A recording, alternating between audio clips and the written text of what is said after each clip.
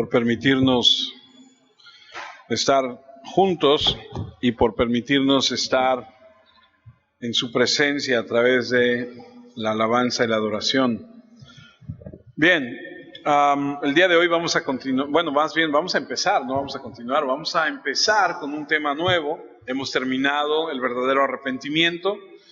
Estuvimos 3-4 semanas hablando acerca de lo que es el verdadero arrepentimiento y hoy vamos a comenzar una pequeña serie de 2-3 predicaciones de si soy el tipo de persona que Dios salva. Ese es el tema que vamos a empezar el día de hoy. Quiero que por un momento analices, porque realmente tenemos que entender qué clase de persona es la que Dios salva. Si realmente tu vida la estás llevando a cabo, como dice la Escritura, ¿qué tanto entiendes acerca de esto? Y debo confesarlo y debo advertirles que el tema del día de hoy va a ser poquito, el sesgo es un poquito establecer a través de la historia del pueblo de Israel, qué y cómo se fue formando para llegar al punto en el que queremos llegar. Entonces, le voy a pedir que me tenga un poquito de paciencia y me preste toda la atención posible para que podamos aprender juntos. El tema es la persona que Dios salva. El mundo está repleto de iglesias que prometen salvación, perdón y el cielo. La mayoría dice que la salvación es algo que se gana a través de buenas obras y un estilo de vida moral. Otras dicen que la salvación es un regalo de Dios que no se puede ganar. Pero para evitar ofender más bien el sentido de autoestima del no creyente, muchas iglesias comercializan la salvación como un camino para sentirse bien hacia la autorrealización y minimizan el pecado o la culpa personal. De cualquier manera, el mensaje es el mismo. Dios salva a aquellos que tienen algo que ofrecerle. Los que se ayudan a sí mismo. ¿Ha escuchado eso alguna vez? Ayúdate a ti mismo y dice Dios que Él te va a ayudar. Cosa que no está en la Biblia. Aquellos que ven su propio valor, aquellos con una necesidad de conducción para sentirse mejor consigo mismos. Pero la pregunta ¿es esa realmente la persona que Dios salva?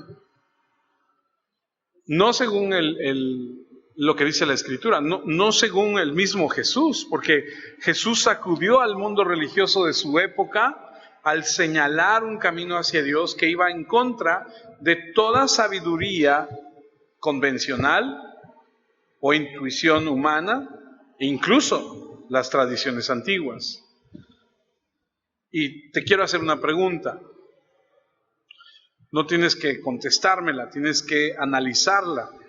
¿Has buscado la salvación de Dios en sus términos o en los tuyos? Déjame volver a replantear la pregunta. ¿La salvación que Dios ofrece, la has buscado conforme dice la Escritura o como tú crees que es o que debes llevarla a cabo? Porque somos muy, ¿cómo es la palabra? Convenencieros, muy cómodos, nos ajustamos y queremos que todo se vaya dando conforme a nosotros nos gusta. Vamos a entrar en una sección de la Escritura que se encuentra en el libro de Lucas. Y Lucas empieza narrando la parte que vamos a estudiar cuando Jesús regresa a Nazaret, al pueblo donde él había crecido. Y como de costumbre, Jesús va a ir a la sinagoga en el día de descanso. Y es esa porción de la Escritura que tal vez has leído o escuchado, a donde él se pone de pie, lee las Escrituras y dice, se ha cumplido el día de hoy. A lo mejor ya lo has estudiado o lo has escuchado. Y es el primer relato de Lucas en el ministerio público de Jesús. Ninguno de los escritores, esto es bueno aclararlo, de los evangelios, nos dan todos los eventos que ocurrieron en la vida de Jesús. El Evangelio de Juan dice acerca de esto, que no cabrían los libros en el mundo. Dicen, no podrían contener todo lo que Él dijo y Él hizo. Eso nos da una idea de que hay muchas cosas que nosotros no entendemos ni sabremos. Solamente nos permitieron entender, conocer algunos aspectos, algunos rasgos, algunas cosas de las que Jesús dijo e hizo. Y como lo hemos dicho en varias ocasiones, los escritores de los evangelios, cada uno da su perspectiva. Mateo, Lucas, Juan, Marcos, dan sus perspectivas de lo que veían y de lo que estaba pasando en la vida de Jesús en ese momento. Los escritores de los evangelios eligen, o más bien el Espíritu Santo los inspiró para elegir cosas relacionadas con lo que sucedía en Jesús en ese momento y el énfasis que querían recalcar. Y el primer relato de Lucas del ministerio público de Jesús no es el primer evento real de su ministerio público, porque vamos a ver que en la vida de Jesús hay un momento donde después de su tentación en el desierto, Lucas registra que subió a la ciudad natal, es decir, donde nació en Nazaret, por un breve momento, asistió a una boda, ha escuchado de Jesús en las bodas de Canaán, hizo su primer milagro ahí que convirtió el agua en vino, y estuvo en esa región por un periodo menos de un año. Y después Lucas se va a saltar a otro momento. Lucas va a narrarnos algunos aspectos de la vida de Jesús cuando Él estuvo ahí, cuando el milagro de Canaán, la visita a Capernaum, y se salta después a casi un año de Jesús haciendo milagros, limpiando el templo, dando el evangelio, encontrándose con la mujer junto al pozo. Juan escribe todo eso en los capítulos 1, 2, 3, 4, pero Lucas no. Así que lo que no encuentras en un evangelio lo encuentras en otro. Y Lucas va desde la tentación hasta el lanzamiento de su ministerio formal en Galilea. Ahora, para entender lo que vamos a ver, y como les dije hace un momento, es un poquito de historia, y espero que me tengan un poco de paciencia, y ojalá les pueda transmitir bien el mensaje. Tenemos que ubicarnos, entender dónde estamos y qué está sucediendo. Para eso, busque un mapa, porque en el tiempo de Jesús, Israel estaba dividido, y en la parte sur está Judea. No sé si alcancen a ver el verde de aquí abajo, Judea. En la parte del norte está Galilea, allá donde está en café claro. Y en la parte del medio está Samaria. ¿Ha escuchado de los samaritanos? De ahí son los samaritanos son los de Samaria, ¿no? Gracias. Está Galilea, Samaria y Judea. Y aquí abajo en Judea está Jerusalén. No sé si lo alcancen a ver. Ahí abajo, un poquito, ahí está Jerusalén. Ahora fíjense, Jerusalén está aquí abajo, pero Jesús está en Nazaret, allá arriba en Galilea. Por eso era Galileo. Es como decir veracruzano, ¿no? Un ejemplo, ¿no? Galilea, de allá de Nazaret, Samaria y Judea. Muy bien. La intención de que usted vea este mapa es que usted entienda que Jesús empieza su ministerio, no va directamente a Judea, no va directamente a Jerusalén, sino que Lucas capítulo 4, y aquí es a donde empezamos nosotros nuestro estudio, Lucas 4, versículo 14, nos dice lo siguiente: Jesús regresó a Galilea con el poder del Espíritu. Toda la gente de esa región hablaba muy bien de él. Jesús comenzó a enseñar en sus sinagogas y todos lo honraban. ¿Quieres regresar una, por favor? Perdón, al mapa, discúlpame. En la región de Galilea, en la región norte del país, allá es a donde andaba Jesús, lo que acabamos de leer. Allá es a donde nos vamos a ubicar en este momento. ¿Dónde va a terminar Jesús? Jesús va a terminar aquí abajo, En Jerusalén. Ahí lo van a crucificar, ahí va a morir, ahí va a resucitar, ahí va a empezar la iglesia, etc. Pero ahorita, en este momento, Él está en el norte, en Galilea, allá en Nazaret. Ok, ahora, esa región, como pueden ver, está conformada por algunos pueblos, algunas pequeñas ciudades de ahí. Ok, así que Lucas inicia el relato del ministerio de Jesús, pero tenemos que tener en cuenta que ha pasado casi un año antes de que Jesús empiece este ministerio en Galilea. Ya ha transcurrido cierto tiempo. Ya se bautizó, ya fue tentado en el desierto, ya ha hecho algunas cosas, ya estuvo en el templo, ya sacó a todos los del templo, o sea, ya está echado a andar algo del ministerio de Jesús. Pero ahora va a su región, ahora va a su pueblo natal. Y durante aproximadamente año y medio, Jesús va a recorrer los pueblos y aldeas de Galilea. Si usted conoce un poquito y sabe o ha escuchado, a lo mejor hubo un hombre llamado Josefo, un historiador judío. Él dice que en esa región de Galilea había más o menos 240 pueblos y aldeas. Así que había mucho que visitar, había mucho por dónde ir. Muchos, vamos a traducirlo a nuestro español, muchos municipios, ¿no?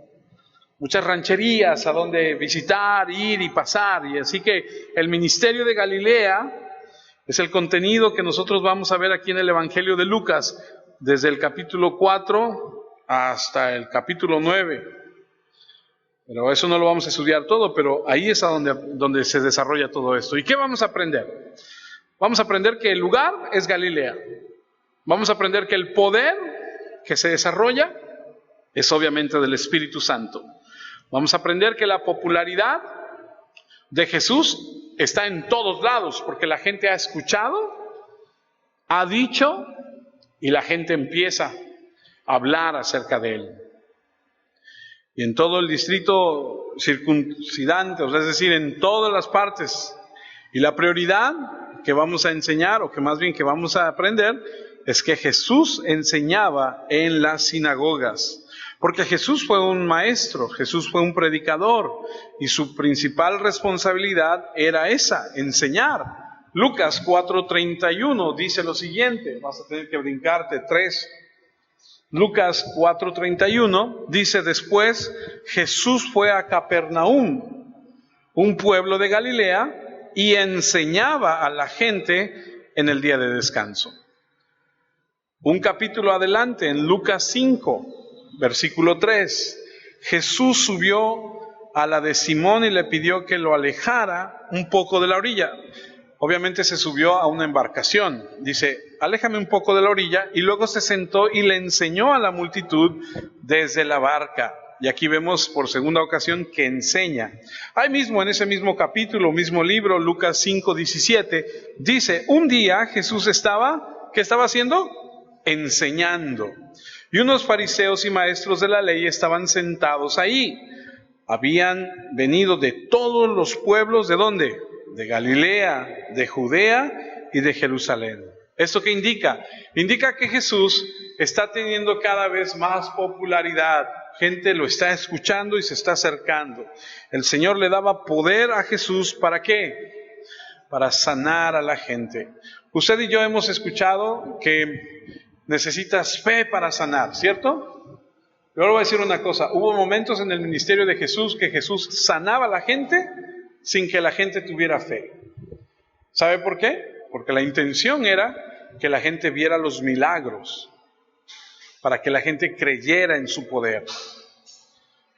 Lucas 6:6, otro día de descanso, Jesús fue a la sinagoga y enseñó. Había ahí un hombre que tenía paralizada la mano derecha. Así que recuerda que la actividad principal es que Jesús enseña.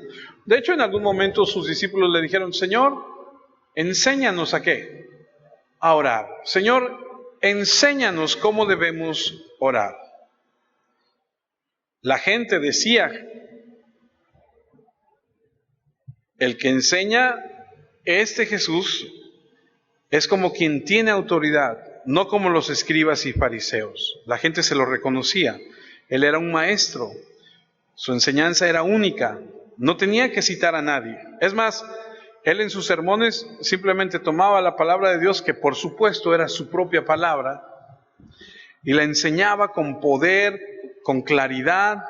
Y como les dije hace un momento, los milagros fueron hechos simplemente para llamar la atención sobre el hecho de que Él era Dios, Él era el Mesías, pero que su mensaje era siempre la prioridad. Por eso les he dicho, cuando empezaron a predicar los apóstoles, hubo milagros, hubo señales. ¿Con qué razón? Para que la gente dijera, estos son hombres de Dios. Pero una vez que hubo la palabra de Dios, porque ellos podían pararse y decir, así dice Dios, y no había esto. Y entonces tú decías, ¿y cómo dice? No, pues así, así, así. Y con esa palabra venía acompañado de milagros y de prodigios y de señales, y la gente decía, uy, estos realmente son hombres de Dios. Ahora, no es que no haya milagros. Yo sí creo en los milagros, y tú debes creer en los milagros también. Pero ahora no es el que así dice Dios sin que alguien te diga capítulo y versículo, porque ahora tenemos la Escritura. Así que él se pasaba enseñando en las sinagogas, que eran lugares perfectos para que él enseñara. Cada ciudad y pueblo tenía uno, porque los judíos, aprenderemos en un momento, que estaban esparcidos por todos lados. De hecho, hasta el día de hoy, hay judíos en todo el mundo, regados en todos lados. Y todo lo que necesitabas para poder tener una sinagoga era que hubiera 10 judíos, 10 hombres judíos. Y en la mayoría de los casos, las sinagogas eran construidas por ellos, y siempre se juntaban estos 10 hombres. Había 10 varones, 10 hombres varones, construían una sinagoga. Había una serie de sinagogas que se construyeron en lugares muy grandes. Hay algún registro por ahí, se ha debatido un poco, pero hay por ahí un registro que dice que nada más en la ciudad de Jerusalén pudo haber 480 sinagogas, nada más en la pura ciudad de... Y si usted recuerda cuando estudiamos el libro de los Hechos, recuerden que Esteban va a una sinagoga y ahí están los judíos creyentes que son de la región de Grecia, que se reúnen nada más entre ellos por el idioma, y ahí nos deja ver que hay diferentes sinagogas en diferentes regiones de diferentes lugares, y que están los que se congregan allá y los que se congregan. Es más o menos lo mismo que sucede el día de hoy. Así que había muchos lugares para la enseñanza. Las sinagogas eran llamadas casa de instrucción, a donde se enseñaban la Torá, la ley, los profetas. El Antiguo Testamento sería leído ahí por alguien que podía explicarlo. Y si no había una sinagoga, si en el lugar en donde estuviera el pueblo o la región donde estuvieran no había una sinagoga, porque no había los suficientes hombres para hacerlo, lo que harían las mujeres y los pocos hombres que hubiera es que buscarían la orilla de un río o a la orilla de la playa, se irían el sábado ahí, se sentarían a la orilla y empezarían a adorar y a leer la ley y a buscar que alguien la explicara. Por eso cuando lees que Pablo llega a Filipos, allá en la región de Grecia, al no encontrar una sinagoga, se va a la orilla del río y ahí los encuentra, porque era una tradición. Ahora esta tradición tiene una razón de ser. Y ahorita la vamos a tocar brevemente. Lo que harían era que buscarían ese lugar, se sentarían, alguien leería y enseñaría. Un grupo de personas. Ahora es importante entender, para que entendamos el tema que vamos a estudiar, la diferencia entre el templo y la sinagoga. El templo está en Jerusalén. Y el templo está identificado claramente en el Antiguo Testamento. En primer lugar, Dios diseñó una tienda en el tabernáculo. ¿Ha escuchado el tabernáculo en el Antiguo Testamento? Donde estaba el arca del pacto, a donde estaban los sacerdotes. Ahí estaba la presencia. Ahí debía estar el lugar santísimo, a donde vendría el pueblo y ofrecería oraciones, ofrendas, sacrificios, harían ceremonias, las fiestas, y el sacerdocio funcionaría. Y el templo es una institución singular. El Señor dio instrucciones para el templo. Cuando se asentaran en la tierra, debía construirse un templo. ¿Y quién cree que lo construyó? Salomón. Y lo vistió y era extraordinariamente hermoso, dice la Escritura, que trajeron oro y piedras y madera y hicieron el templo extraordinario. Nada más que en el año 586 a.C. los invadieron los babilonios y se robaron todo y destruyeron el templo. Y entonces eso que fue el orgullo y que era lo que identificaba al pueblo judío, pues quedó destruido. Pero no nada más se robaron todo lo que había en el templo, sino que también se llevaron cautivos a los judíos y se los llevaron 70 años. Aquí es a donde le digo que me tenga un poquito de paciencia, porque lo que quiero llegar, tengo que explicarle la razón de. Cuando Israel sale de Egipto como esclavos y se convierten en una nación, andan por el desierto 40 años. Y en esos 40 años Dios les dice, el tabernáculo, ahí voy a estar yo. Ahí iban, ahí adoraban, ahí sacrificaban, etc. Cuando tengan la tierra prometida, hacen un templo. Lo hacen, precioso. Pero por su rebeldía, Dios dice que los invadan, que se los lleven cautivos. Llega a Babilonia, destruye todo, saquea el templo, los muros estaban repletos y cubiertos de oro. Lo destruyen, se llevan cautivos a los judíos 70 años. Y en 70 años no hay nada. En 70 años no hay nación, en 70 años no hay templo, en 70 años no hay país, no hay nada. Terrible. Deja de haber el culto, deja de haber el sacerdocio. Ahora en el templo había sacerdotes que servían cierto tiempo y se turnaban, se rolaban, iban haciendo la rotación, no estaban permanentes, porque iban a los diferentes lugares, a las diferentes sinagogas de diferentes lugares, y entonces había una rotación, y al resto de tiempo estaban sirviendo en algún templo durante 2 semanas, se irían a sus aldeas donde vivían, y eran los maestros informales de la ley. Si tú tenías un problema, si tú tenías dificultades para entender las escrituras, irías con ellos y ellos te explicarían. Normalmente serían escribas, que son personas estudiosas de la ley. Así que eso encontrarías en el templo. Para la sinagoga no hay un diseño exacto como lo fue para el templo, como lo fue para el tabernáculo, pero no encontrarías en la sinagoga altares especiales, fuentes, cortinas, etcétera, etcétera. No se ofrecían sacrificios, ceremonias, fiestas, etcétera. Para eso había que ir a Jerusalén, a la Pascua, al Pentecostés. Pero cuando los babilonios destruyeron todo eso, como les comenté hace un momento, se acabó. No hubo pueblo, no hubo nada. Y necesitaban de alguna forma, algún método para reunirse y escuchar y seguir escuchando la palabra. Porque te voy a decir algo. Tú como cristiano, como lo que dices que eres, que amas a Dios, necesitas un lugar a donde escuchar la Escritura. No puedes estar alejado, no puedes estar sin escuchar el alimento que necesitas. Y esta gente, cuando destruyen el templo, cuando no hay nación, cuando no hay a dónde ir, se reunían en la orilla del río a escuchar. Tú puedes leer en Ezequiel, después que tengas tiempo, cómo es que Ezequiel, que era el que explicaba en esos momentos, en esos tiempos, la gente se reunía alrededor de él y él explicaba. Encontraban a alguien que entendiera y lo buscaban, y mientras estuvieran en cautiverio, exiliados, se reunían alrededor de esas personas.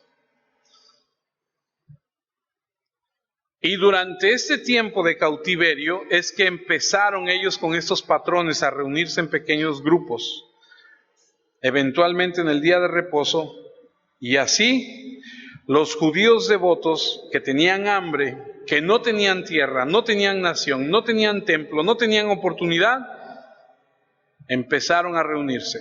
¿Y por qué es esto importante? Porque de ahí ellos desarrollaron una tradición de que cuando viene el momento de regresar a la tierra, como dice Nehemías 8, ¿te acuerdas, Clau, de esa plática que se llama Traed el libro? Cuando le dan el libro a este Esdras, que es uno de los escribas, ya están libres, ya van de regreso a su tierra. Cuando se reúnen todos, dicen, traed los rollos, traed los libros, y sacan la Biblia y empiezan a leer, y dice que estuvieron desde el amanecer hasta el atardecer escuchando la escritura. Yo me pregunto cómo le hicieron, porque yo veo aquí a veces 40 minutos y dicen, no, ya no aguanto, ya me quiero ir. Pero esta gente estuvo todo el día escuchando, y Esdras leyendo la escritura. ¿Por qué? Porque tenían hambre de Dios. Cuando regresan al pueblo, cuando regresan otra vez a su tierra, no hay templo. Se empezaron a reunir y empezaron a crear lo que hoy conocemos como las sinagogas. Porque ellos estaban dispersos por todos lados, y entonces decían, aquí hay 10, hagamos una sinagoga, allá hay 10, hagamos una, allá hay 10, hagamos otra. El templo, mientras se reconstruye, mientras lo hacemos, no perdamos la costumbre de reunirnos, de escuchar, de aprender, de estar en comunión.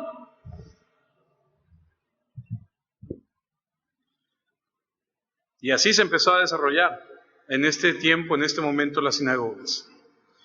Así que cuando llegamos a la vida de Jesús, hay sinagogas por todos lados. No debemos confundir el templo con la sinagoga. En la sinagoga nunca se hicieron sacrificios, altares, no hay toda esa institución sacerdotal. La gente se reunía con el propósito de leer la palabra y de que alguien explicara. Por eso es que cuando lees el libro de los Hechos, como lo hicimos hace unos meses atrás, ves que Pablo llegaba a una ciudad nueva y decía, ¿dónde está la sinagoga? Ah, ya está la sinagoga. Y era el primer lugar a donde él iba. Y puedes leer a través de todo el libro de los Hechos y vas a ver que en el mundo gentil, vas a Damasco, hay una sinagoga, vas a Antioquía, hay una sinagoga, vas a Tesalónica, hay una sinagoga, vas a Corinto, hay una sinagoga, vas a Alejandría, vas a Roma, donde vayas hay una sinagoga. ¿Por qué? Porque los judíos que estaban dispersos habían creado sinagogas. Y ahorita vas a ver el propósito, porque detrás de todo lo que ha sucedido en la historia de la humanidad, Dios tiene un propósito. Por eso es que la palabra history en inglés es traducida al español, tendría que ser su historia, his story, porque Él la está escribiendo. Porque cuando tú te pones a analizar la historia universal, te das cuenta que en el año no sé qué, de aquí, de cuando aquí, que allá, que pasó, que dices, ¿por qué crees que los romanos invadieron toda esa parte del mundo? ¿Por qué crees que todos los caminos llevan a Roma? Porque cuando Dios permitió a los romanos desarrollarse tanto, construyeron carreteras. ¿Para qué crees que las construyeron? Pues para que fuera más fácil ir a Roma. No, para que el evangelio fuese más sencillo llevarlo.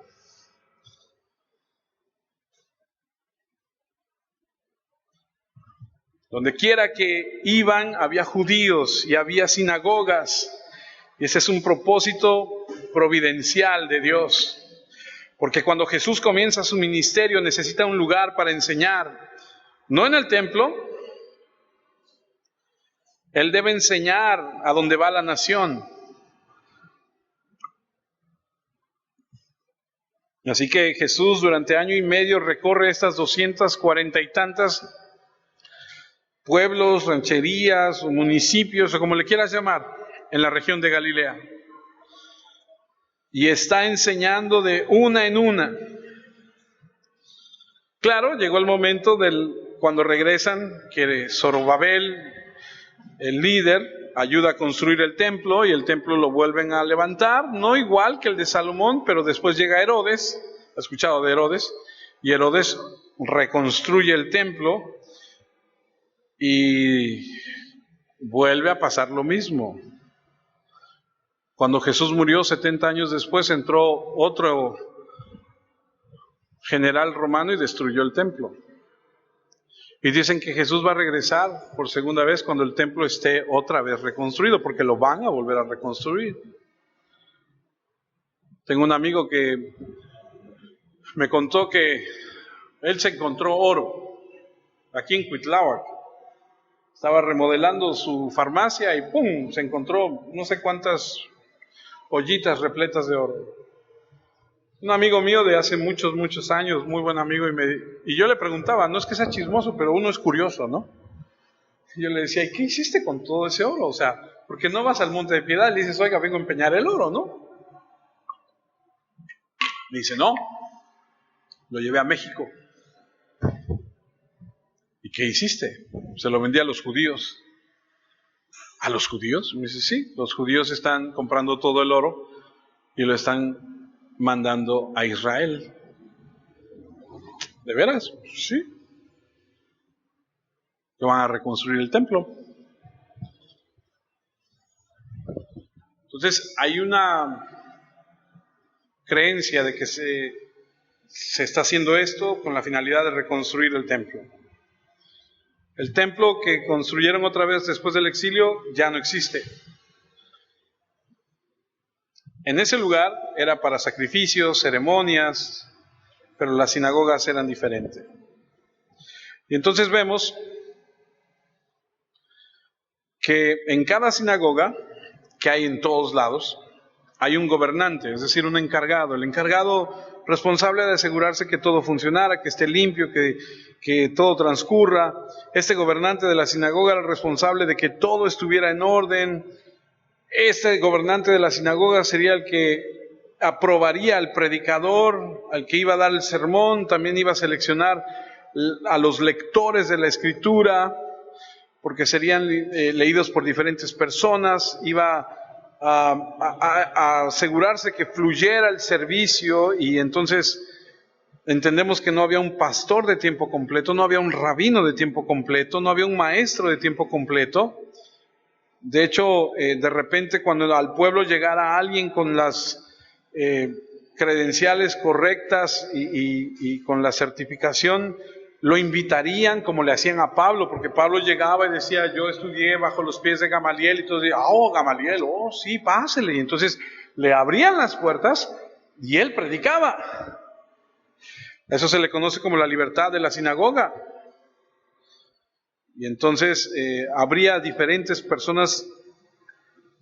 Uno leía, otro predicaba, había otro que era el encargado de los rollos, porque antes no era así, antes eran rollos, y entonces sacaba los rollos y iba y le decía, ahora toca leer esto, y entonces y leían, y ya leía este, se lo volvía a entregar, lo volvía a guardar, se iba y venía el otro, el que predicaba.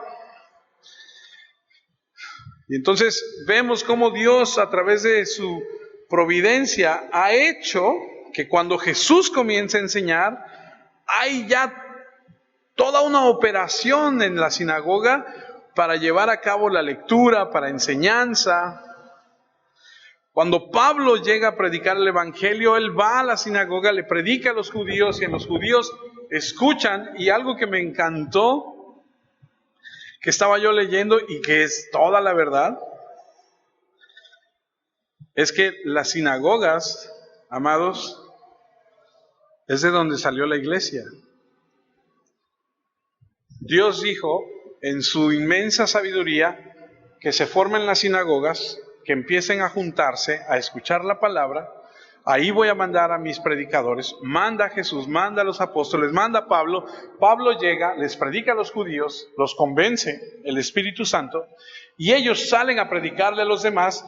Y entonces, ya que empiezan a llegar a los pies de Jesús, ya que empiezan a creer, ya que empiezan a abrirse sus ojos y sus oídos, dicen, vamos a hacer una iglesia, y se salen de la sinagoga, porque la sinagoga es judía, y los judíos no todos aceptan, pero de la sinagoga sale la iglesia, salen los predicadores. No sé si me estoy explicando.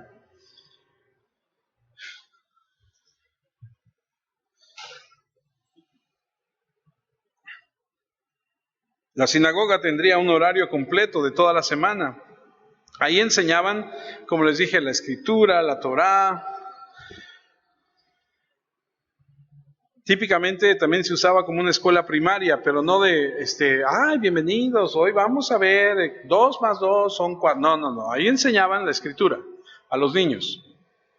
O sea, no iban a ser formados en ese tipo de materias, eran instruidos en la palabra. Y ahí se llevaba a la escuela. Las sinagogas también fungían como tribunal local. Porque ¿se acuerda usted que los romanos cuando invaden Israel dicen, ¿saben qué? Nosotros queremos nuestro tributo y ustedes gobiernen los demás. O sea, los pleitos que hay, que pelearon la vecina con la otra vecina, no nos los traigan a nosotros, ustedes resuélvanlos. Que aquel que le robó, que el marido, que no sé qué, que resuélvanlo ustedes. Nosotros nos vamos a mantener, solamente que sea de gravedad, entonces ya lo traen. Por eso es que llevan a Jesús, porque ellos querían. Si ellos hubieran tenido la autoridad para matarlo, ni siquiera lo llevan con Poncio Pilato. Ellos lo crucifican inmediatamente. No podían hacerlo. Fíjese cómo Dios está detrás de todo. Entonces Dios permite que en la sinagoga, los ancianos, que es algo que yo les he dicho durante algún tiempo, necesitamos ancianos en nuestra iglesia. Necesitamos gente que ayude a gobernar la iglesia, que ayude a aconsejar, que ayude a enseñar. Yo no puedo, no es que no pueda, no debo hacerlo todo yo. Eso no es bíblico. Tenemos que levantarnos como hombres y ir hacia adelante en lo que Dios tiene para nosotros. Habría un grupo de ancianos que son maduros, que son piadosos, estimados a la comunidad, que son los que gobiernan, que a ellos les traen los problemas y ellos los resuelven, les ayudan a resolver. Estos ancianos ayudarían en la responsabilidad de la escuela, serían encargados de abrir la sinagoga para la oración de la semana, serían los encargados de enseñar a través a los niños en la semana, la escuela. Me pregunto, ¿por qué no puede darle clases a los niños un hombre? ¿Por qué no puede darle clases a nuestros hijos allá dentro de la Biblia uno de nosotros varones? Siempre son mujeres, y no tengo nada en contra de las mujeres. Lo hacen excelentemente bien. Pero para mí es como que de mayor peso, de mayor impacto, que un día un hombre entre y les dé la clase. Va a ser así como que... No sé si me explico. En cada pueblo local tenían su sinagoga, había estos ancianos, eran parte de la corte local, si había algún conflicto iban con ellos. Tú puedes leer acerca de estos ancianos en el Nuevo Testamento. Ahora, estos ancianos en la sinagoga eran ancianos que a los pecadores los flagelaban, o sea, los trataban, y a lo mejor estés agradecido porque eso ya cambió, porque si no te amarrábamos a mira, este pilar está bueno como para amarrarnos, ¿no?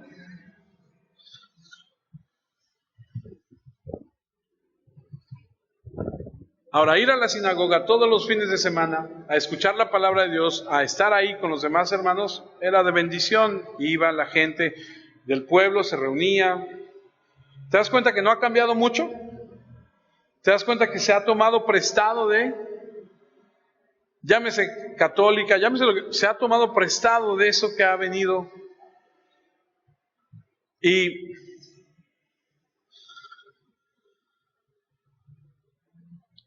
en la sinagoga, si alguien se portaba mal, los ancianos dirían, ven acá. Hablarían con la persona y si la persona no entendía, lo excomulgaban, lo sacaban de la sinagoga. ¿Y sabes qué significa eso? Ante los ojos de la sociedad. La sociedad decía, a ese lo expulsaron de la sinagoga.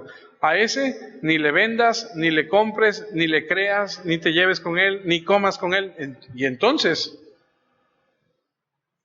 estás frito, ¿eh? Estás frito porque entonces la sociedad te rechaza.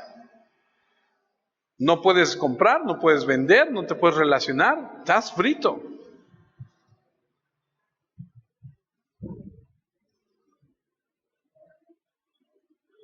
En la sinagoga no nada más había el que gobernaba, el que decidía quién, no nada más había el que leía, no nada más había el que predicaba, no nada más había los rollos, no nada más había los ancianos, también había un intérprete, porque siempre se leía en hebreo, pero se tenía que traducir al arameo.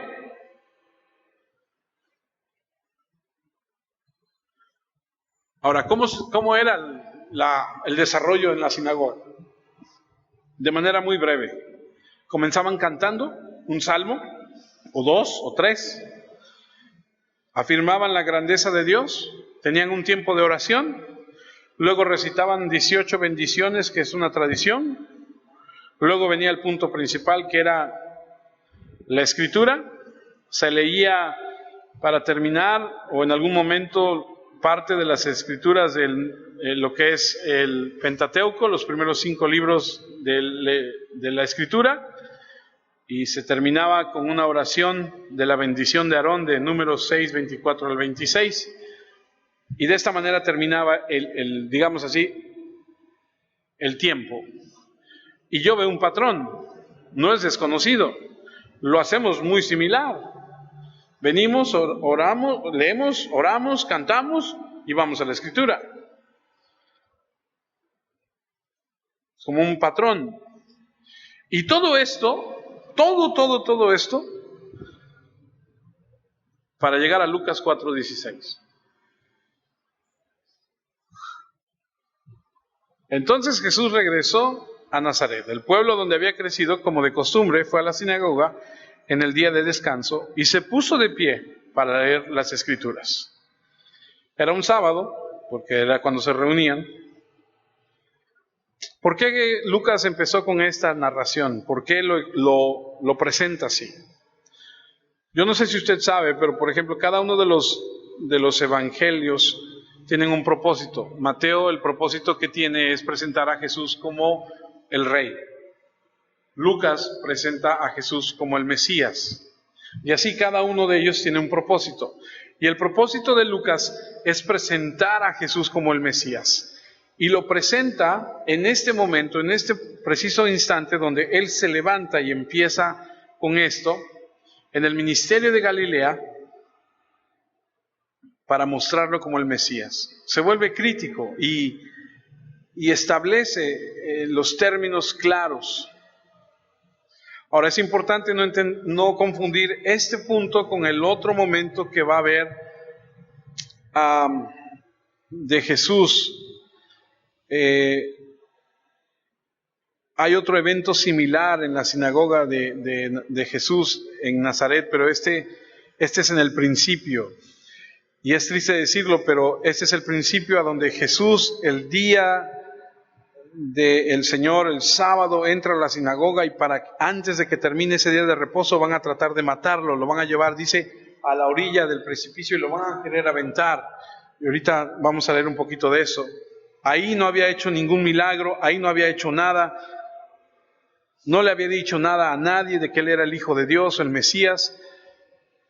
Él llega a su pueblo natal, entra a la sinagoga, se para a leer el rollo, la gente lo ve y dice, este es mi vecino, yo fui con él a la escuela, él iba a comprar el pan a la casa de mi mamá cuando yo lo conozco, salíamos a jugar con él, ese Jesús sí lo conozco.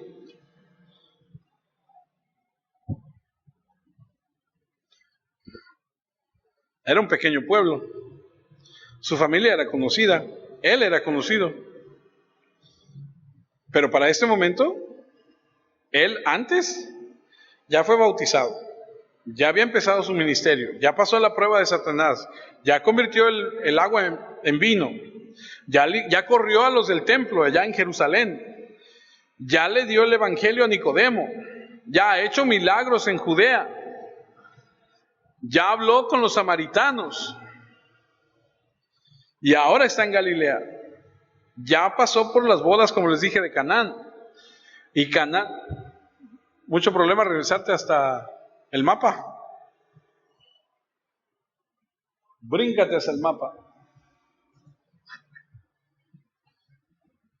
Nazaret y Canaán. Córdoba, Fortín. Bueno, un poquito más lejos, pero más o menos, ¿no? Para que entendamos la relación. Dicen que se iban caminando. Entonces imagínate, dicen, oye, vas a ir a la boda la próxima semana. ¿De quién se va a casar? Allá en Canaán se va a casar la prima de Juan. No me digas, sí, vamos. ¿Qué pasó? Van a la boda de Nazaret a Canaán, escuchan que hay un milagro, oye, convirtió el agua en vino, regresan a Nazaret, oye, ¿qué crees que pasó en la boda? ¿Qué pasó? No me digas. Hubo una persona ahí que convirtió el agua en vino. Y de repente el sábado se presenta en la sinagoga de Nazaret. La gente ha escuchado lo que él ha hecho. Pero es el hijo de José. Es el carpintero. Es el que vivía ahí junto a tu tía, ¿no te acuerdas? Lucas 4:17, le dieron el libro del profeta Isaías, lo abrió y encontró la parte donde está escrito: el Señor ha puesto su espíritu en mí porque me eligió para anunciar las buenas noticias a los pobres. Me envió a contarles a los prisioneros que serían liberados, a contarle a los ciegos que verían de nuevo y a liberar a los oprimidos, para anunciar que este año del Señor mostrará su bondad. Luego Jesús enrolló el libro y se lo devolvió ¿a quién? Al ayudante. Ahí vemos el que les dije. Hay uno que guarda, que está encargado de, y se sentó. Y todos los que estaban en la sinagoga le ponían mucha atención. Hay varias cosas interesantes aquí. La postura para leer, de pie. Lo leyó de pie. Está el que ayuda a lo del rollo. Aparentemente en esta ocasión no va a haber quien lea y quien predique, porque eran dos diferentes, sino que él lo va a hacer, él lo está haciendo. Debió haber sido aprobado por el gobernante de la sinagoga, o de lo contrario no le habrían dado la oportunidad. Hasta ahorita es la primera vez que sepamos que él va a enseñar en esa sinagoga. Eso significa que los que estaban ahí están de alguna forma asombrados. Toca el tema de Isaías y es interesante ver cómo el evangelio cristiano no está desconectado del judaísmo, no es una desconexión del Antiguo Testamento. El cristianismo es más bien el cumplimiento del Antiguo Testamento. De hecho, Jesús en alguna ocasión dice Lucas 24:27, entonces Jesús les explicó todo lo que había sido escrito sobre él en las Escrituras, empezando con los libros de Moisés y todos los profetas. Es decir, Jesús está desde el Génesis hasta el Apocalipsis. Jesús está en toda la Escritura. En todas las Escrituras está la figura de Jesús. ¿Tú sabes que Moisés no entró a la tierra prometida? ¿Sabían eso? ¿Sabes por qué no entró?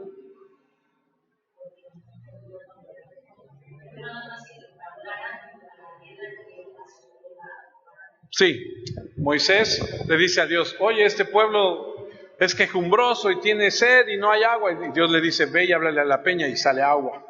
Entonces va Moisés, le habla a la roca y de la roca sale agua, y entonces todo el pueblo, feliz de la vida.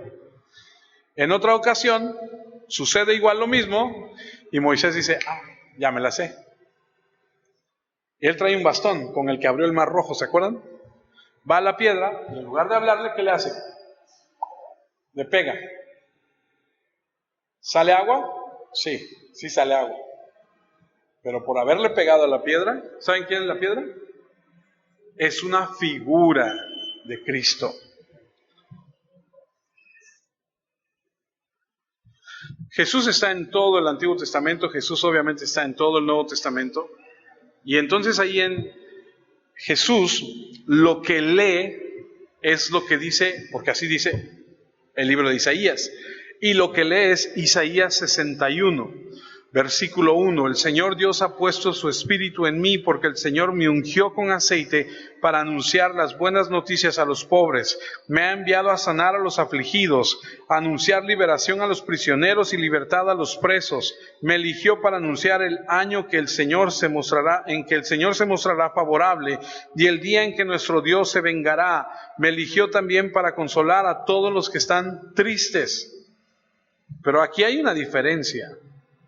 Leo otra vez Lucas 4:18. El Señor ha puesto en su espíritu en mí porque me eligió para anunciar las buenas noticias. Esto es lo que está leyendo Jesús. Anunciar a los pobres. Dice, noticia a los pobres. Me envió a contarles a los prisioneros que serán liberados, a contarle a los ciegos que verán de nuevo y a liberar a los oprimidos, para anunciar que este es el año del Señor, que el Señor mostrará su bondad.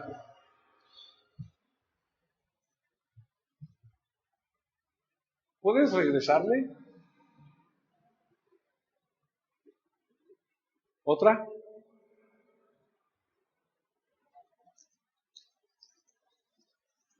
¿Alguien notó la diferencia? Jesús, en lo que leyó, omitió algo.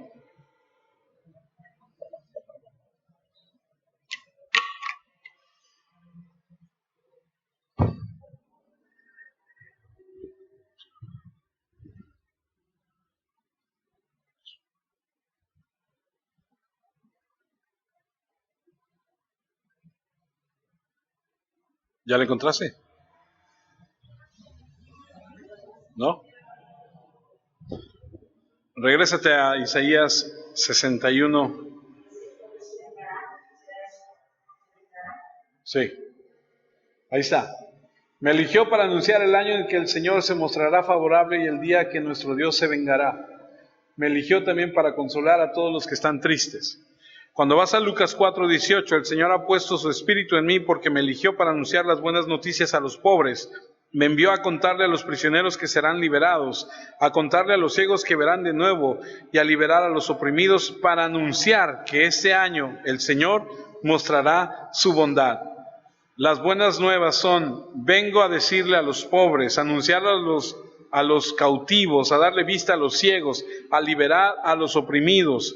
Este es el año favorable del Señor. Sin embargo, no dice es día de venganza.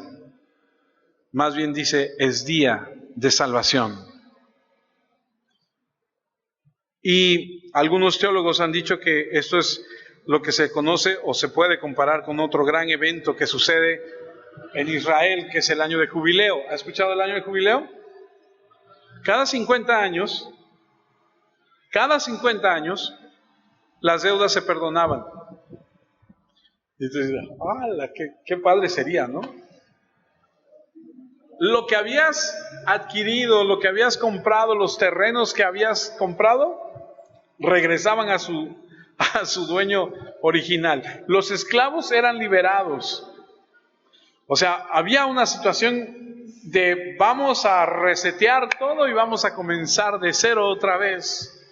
Por eso en algún lugar de la Escritura dice, no, el Señor es muy enfático en eso, dice, no seas duro y no pongas pretexto de que me viene a pedir prestado y ya viene el año de jubileo, no le voy a prestar porque no me va a pagar. Dice el Señor, no seas así. Porque imagínate, estamos en el año 49 y vienes y me pides dinero y yo sé que para el próximo año hay que perdonarte, pues no te presto. Pero el Señor dice, no seas así. Entonces, hay algunos que dicen que esto es comparable con este gran evento llamado el año de jubileo, donde todas las deudas eran canceladas, los presos eran liberados. Jubileo era un símbolo de salvación, de perdón, de restauración, una esperanza de Israel. Y este es el año bueno, el año donde se cumplen las promesas hechas a Abraham, a David. Ellos lo habían escuchado mucho tiempo, lo conocían, eran personas que habían escuchado de todo esto. Lucas 4:20, luego Jesús enrolló el libro y se los devolvió al ayudante y se sentó, y todos los que estaban en la sinagoga le ponían mucha atención. ¿Qué va a decir? Digo, ya leyó, pero ahora va a explicar. ¿Qué va a decir? Versículo 21 de Lucas 4. Entonces Jesús les dijo, lo que acabo de leerles se ha cumplido hoy ante ustedes. ¡Pum! Diferente. Porque antes lo leían y decían, algún día, Señor, esperamos, Señor, creemos en ti, Señor, no tardes, Señor. Y ese día llegó Jesús y dijo, hoy se cumple esa escritura. Ninguno jamás se había atrevido a decir tal cosa.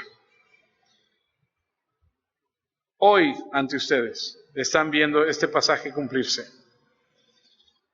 La profecía de Dios a través de Isaías ya no está en el futuro, esto es ahora, el Mesías está aquí, la salvación ha llegado, la era mesiánica ha comenzado.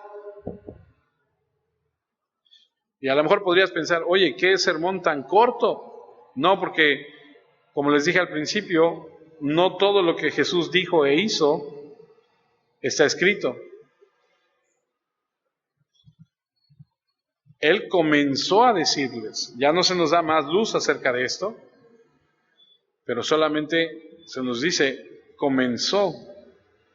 Indica que es un resumen de toda esa explicación.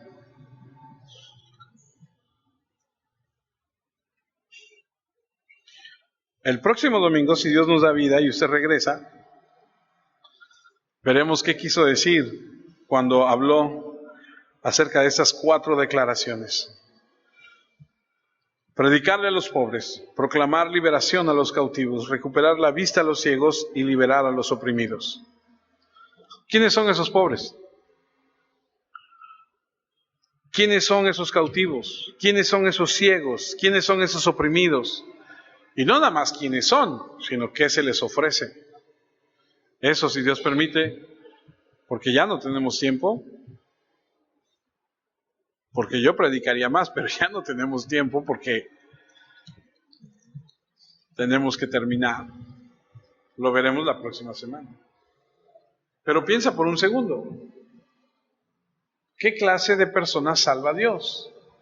Y dentro de ese parámetro, yo estoy dentro de esa sección de las personas que Dios ha salvado, que Dios salva. ¿Estoy buscando la salvación de Dios de acuerdo a mis criterios o de acuerdo a lo que dice el Señor?